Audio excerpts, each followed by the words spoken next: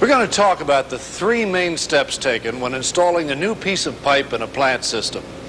And we'll start with the procedure for laying out and measuring a new piece of pipe. If the pipe you're replacing is still attached to the line, you can use it as a pattern for laying out and measuring the new piece. But suppose it has already been removed. Well, let's look at how you would decide the path the new pipe will follow. A precise measurement of your layout is very difficult to make unless you can figure exactly where you'll be putting the joints. But there are some things you can do to get a good fit for the new pipe. First, consider the length of pipe you'll be using, such as 8, 10, or 20-foot lengths.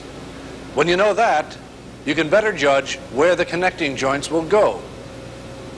It's helpful to make a rough sketch of the layouts. This will help you to figure the allowances needed for making connecting joints or elbow joints. Now remember, some of the joints overlap, like on a coupling. So be sure you total up your parts' lengths correctly. For example, there must be enough space between lengths of pipe to install a joint. If you have a 20-foot space, two 10-foot lengths of pipe will not fit. One will have to be shortened.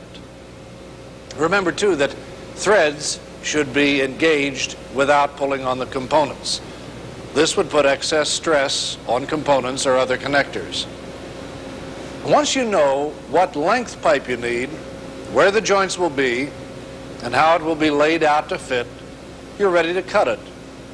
The pipe is placed in a vise to hold it steady during the cutting process, and it's marked where the cut will be made. We'll use a 4-wheel roller cutting tool. It works well on fairly lightweight pipe that has a small diameter. After the cutter is attached to the pipe at the cut mark, it is rotated back and forth. And notice that the handle is tightened periodically as the cut is being made. Pipe can be cut in other ways, using other types of tools. A single wheel cutter, which we'll demonstrate later to cut a piece of tubing, requires a full circle rotation as the cut is made, rather than the back and forth motion that the 4-wheel cutter allows. When cutting very heavy pipe, a hacksaw or a power cutting tool should be used. Be sure to catch the cut part of the pipe to keep it from being damaged. An external shoulder is usually formed when a pipe is cut with a wheel and roller. This is removed with a file or grinder. Now, it's important that the shoulder be smoothed out completely. If it's not, the threading die won't seat properly on the end of the pipe, and you'll have difficulty starting the cutting die.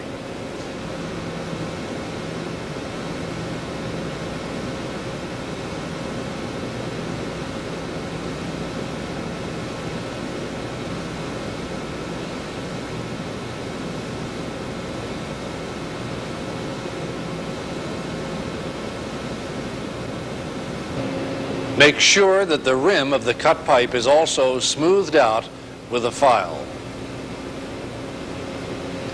Burrs that form on the inside of the pipe must be removed as well. A file or reamer will do the job. These pipe burrs must be removed completely, or they may collect foreign material and cause a buildup that could eventually obstruct flow through the pipe. Now, we're ready to thread the pipe.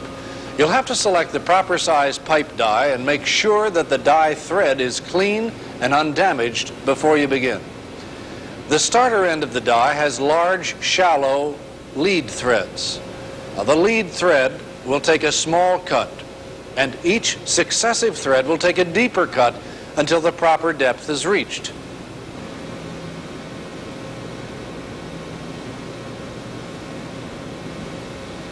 Be sure to apply cutting oil whenever cutting threads. This reduces friction that can cause galling of the pipe and die threads. Cutting oil is needed also when using a power threader to lubricate the die and pipe threads. Notice how hot the pipe has become. We'll continue to apply cutting oil as necessary. You'll probably need to do this several times as you thread the die on the pipe. When the proper depth is reached, usually one thread through the die, reverse the ratchet. This will reverse your motion so that the die is threaded off of the pipe. Wipe the oil off of the new threads and check them. They should be smooth and cleanly cut. Now we'll see how a pipe is cut and threaded in a power cutting device. The cut mark is made and the pipe is slid through the motor and cutter. Then the chuck is tightened to hold and center the pipe in place. Always wear goggles when cutting a pipe in this manner.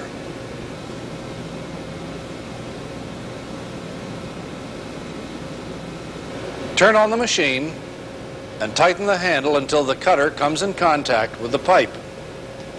As the pipe rotates, the cutting wheel will cut the pipe. Keep turning the cutting wheel handle as the pipe is cut. Be sure to catch the part of the pipe that is cut off. Now, loosen the cutting wheel handle. Turn off the motor and loosen the chuck.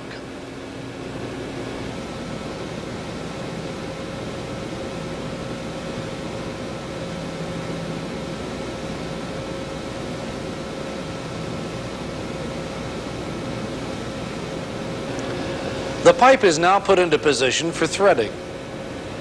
Tighten the chuck again to secure the pipe. First, lower the reamer. As it penetrates the pipe, it removes the burrs that were formed as the pipe was cut.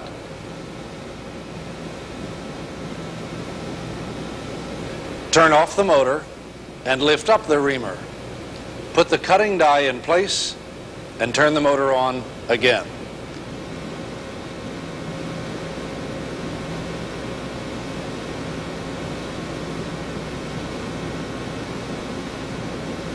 Bring the die in contact with the end of the pipe so that the threads can be made. The pipe is fed through the die as cutting oil is automatically applied. Allow the cutter to continue until one thread is through the die.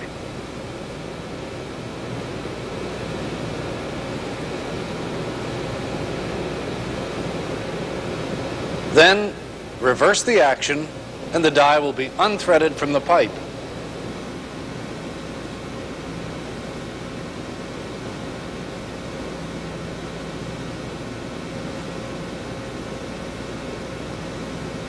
When it is free of the pipe, turn off the motor